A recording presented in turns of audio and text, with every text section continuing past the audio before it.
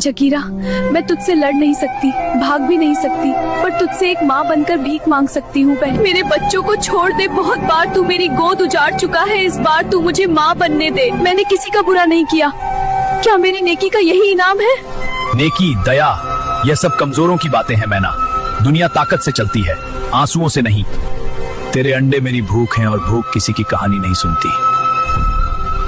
अगर तेरी भूख इतनी ही बड़ी है तो मुझे खा ले, मेरे बच्चों को छोड़ दे, मेरे सीने में उन्हें पालने की आग है।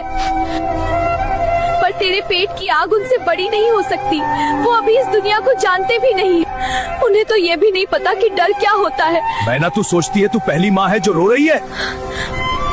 हर शिकार रोता है, हर शिकार गिड़गिड़ाता है, पर शिकारी का दिल पत्थर का होता है।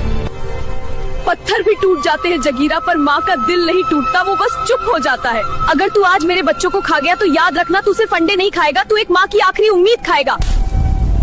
अगर भगवान कहीं होता है ना जगीरा, तो वो आज तुझे देख रहा होगा।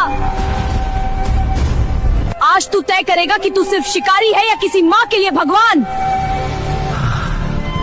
कुछ दिनों बाद जब गौरैया को पता चला कि उसकी बहन मैना माँ बन चुकी है, तो वह खुशी खुशी उससे मिलने चल पड़ी है। लेकिन जैसे ही वह मैना के अड्डे पर पहुंची, उसके होश उड़ गए। वहाँ बिखरा पड़ा था एक टूटा हुआ घोंसला और जमीन पर फैले थे टूटे हुए अंडे थे और जमीन पर मैना के पंख फैले हुए थे। यह सब देखकर गौरैया चिड़िया समझ गई कि यहाँ कुछ भयानक हो चुका है, कि ये उस बेरहम जगीरा का ही काम था। ये समझते ही गौरैया वहीं टूट कर बैठ गई और अपनी बहन मैना को याद करके फूट फूट कर रोने लगी।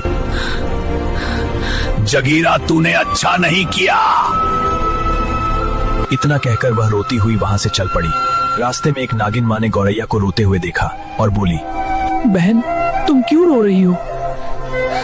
गौरैया चिड़िया ने अपनी बहन मैना की पूरी कहानी उसे सुना दी। इस बेरहम जगीरा का कुछ करना होगा ताकि किसी और माँ की गोद न उजड़ सके। नागिन गौरैया चिड़िया को साथ लेकर पक्षी राज के पास गई।